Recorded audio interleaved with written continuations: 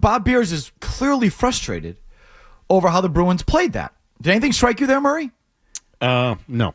He said you have to make a smarter play. You were a few strides from the red line. You need to get off the ice. He's clearly frustrated the way a Bruins player wouldn't clear the puck and gave the puck up and made a lazy play. Who? He didn't name a name. But he was clearly, you have to make a smarter play there. I know it's a long shift, but a few more strides and you gain the red line and you clear the puck. So clearly there was a player there who got lazy, didn't do enough to gain the red line and get them off the ice, got them pinned back into their own end, and they gave up a goal. And Bob didn't say the name. So who was it in particular? I'm driving in the car. I get home. I'm like, I want to know who he's talking about. One guess. Pastrnak. I think it was a long shift. They gave the puck up a couple of times. I don't know exactly who he was referring to, but to me, the clearest on that sequence, the guy who had the puck with the clearest and easiest chance to gain the red line and dump it in for a line change was Pastrnak. So I assume he's talking about Pastrnak, but he didn't want to say his name. And I'm not blaming Bob because he's a team broadcaster. He's got to get on the plane. I understand it. Like, I get it. I'm not dumping on Beersy. He doesn't want to be going after individual players and got it. Like, so I understand. But to me, I'm going to make it symbolic. Whether it is or not, I think it's symbolic that they just don't hold their players accountable down there. Like Pastrnak, like chief among them, gets such a pass on a nightly basis. That is the most frustrating one to me because he plays so irresponsibly and so lazily, and I think is just like rude. It's a weird word to use. No, I know what you mean, though. It's really like insulting to the rest of the guys on the team. I mean, it's like everyone works their ass to get in the zone, and you're just futzing around with it, and it's automatically going back the other way. And they're trying to get off the ice, and you got the puck. He's got clear possession over his defensive blue line going the other way, and they've been on the ice for a minute, and instead of just 2 extra strides, red line, dump it in, everyone get off the ice. He futzes around with the puck. Now it's going the other way. I think they got out of the zone again, but they couldn't get off the ice. They couldn't get off the ice after that point. And next thing you know, it's in the back of the net. And it's like, call him out. I'm talking about the team. I'm talking about Beers. But like, it'd been nice if I could have figured out who he was talking about. But I think maybe that just sort of speaks to what they tiptoe around their star players down there. They tiptoe around the big guys in the room. And they have for a long time. And I think it's a big problem down there. But in this particular case, Mike, like if it was Pastrnak, Montgomery did just discipline him. I know. That's what I'm saying. Like the coach is the only one doing it. They're about to fire him. Yeah. It's like, so if the player can't get it in his head, like at some point, too, you do have to look at the player and go, what's your problem? Meanwhile, did you see the Carlo hit in the first period? I did. What'd you think of it? I didn't think it was as bad as a lot of people thought it was. I thought he kind of stopped short of the boards and initiated the contact himself, really, and then kind of sprawled into the boards. So I felt like, I'm not into victim blaming, but I do feel like some of it was on him. He made himself vulnerable by stopping short and then got plowed into the boards. I agree. And I was like, it's not, I mean, I understand what you're saying, victim blaming, but it is partly on the player to defend yourself. I mean, and this player in particular, Mazz, he has a concussion history, and part of the concussion history is that he sort of leaves himself vulnerable up against the boards. Yeah. He has a history of this. And it was a close call. I don't think it was like, I don't think he dove or like it was a no penalty, but I think it was borderline is what I think it was. But again, here we go. Like, you should have heard Nesson.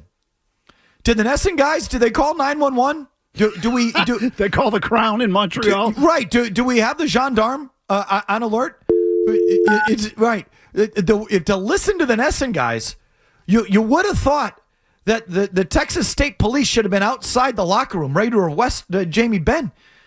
It was borderline Carlo knew he was there, so it is partly it's both players' responsibility to gear up and protect themselves.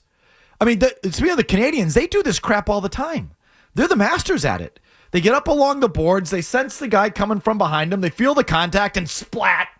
They splat themselves up against the board like a mosquito to draw the penalty. And it looks bad, it sounds horrible, and the guy's down. It's like, oh my God, he ran him. And when you watch the replay, and it's like, no, the guy with the puck, the Canadian was there. He knew he was coming, and he was able to protect himself, and he just, chose to take that hit and slap himself into the boards. I don't know if that's exactly what Carlo was doing, but he had enough time to really brace himself and protect himself. And you know what? You know who agreed? The replay guys. They called it a major in real time. They went to the replay, and the criteria for the replay or the major is defenseless player. Okay, so it's not just a hit from behind. A hit from behind is 2 minutes. Okay, but the major is the player who's being hit has to be defenseless player. I don't think he was quite defenseless. I don't. I think it was two guys going hard after the puck. Ben is a badass. He's a big, bruising player. He's going into the corner with you after a puck. You're going to get hit. You're taking contact. So but oh my God, are the guys at Nesson okay? We're going to call the gendarme? Well, I don't know where to start. Here, start with the between periods. This is funny because I watch a lot of these games. I'm on the treadmill with listen to music. So I don't plug into the sound, but the pregame came up and I saw Peterson and Jaffe, I'm like, I know what this is, but go ahead, Jimmy. Adam Pellerin, Billy Jaffe, Barry Peterson here with you. The Bruins down 2-1. After one period of play in Dallas, good response by the Bruins at the end of that period to get on the board. But first and foremost, just hope Brandon Carlo is okay. Oh boy! After taking a hit from behind, Jamie Benn, and that's a call that was called a major and then reduced to a 2-minute. Yeah, so the puck gets pushed in here. Carlo is looking. He slows down a little bit, but Ben continues his track. Rick talked about not making an effort to do anything else. He gets him squarely from behind in a very dangerous, vulnerable position. Face first, chin first into the board. I don't know what else Carlo's supposed to do here. You got to brace yourself. And Ben doesn't make any attempt to go anywhere else.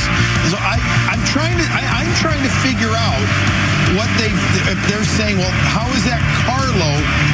I'm not saying they said, but I'm interpreting it, Barry, that their refs are saying, well, Carlo helped precipitate. I don't get that. No, I don't get it. I don't either, because Ben could have made an opportunity to go around him if that's the case, but he chose to go through him, through the numbers, and the way you described it, which to me is so accurate, and Rick had talked about it, he's in a vulnerable position, hit in the numbers from in that real dangerous 3 to 4 feet away from the boards. Those are the types of plays that the league wanted to get rid of. I think, to me, the worst part about this, Billy, is you go from 5 down to 2. I just can't understand it. If we want to save the players, if this is what we want to do. Now, the players, sometimes, a player can do certain things, but this area here, what do you want Carlo to do? Just to keep skating right into the wall himself right there. And I don't get it. Like, this wasn't something that Brandon Carlo has got to be entitled to that ice to brace himself. Correct. Ben does go completely, gets him in that low back area, that vulnerable spot.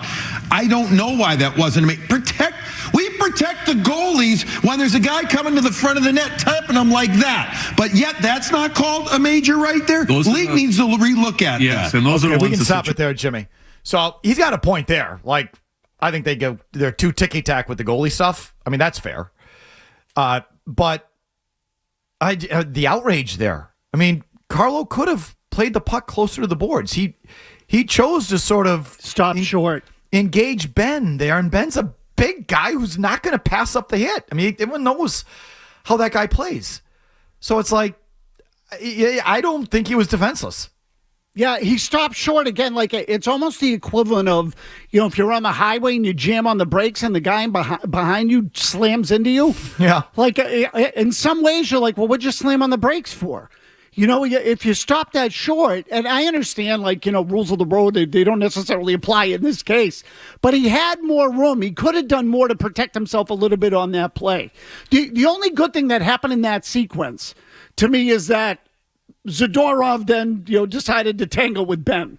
There is still some of that. It's about the only thing that guy has done. I know, really. And I'll tell you what, once he got loose and started wailing away, I could see sort of the scary element of him. Well, no one wants to mess with him. But the part about the hit, I thought, I sort of concur with you. I just feel like Carlo really stopped short, and he made himself vulnerable on that play. He did. If you like that clip, check out more videos from Felger and Mazz here. For more Bruins analysis and opinion, hit this playlist. And for all the latest from the Sports Hub, download the app at 985thesportshub.com.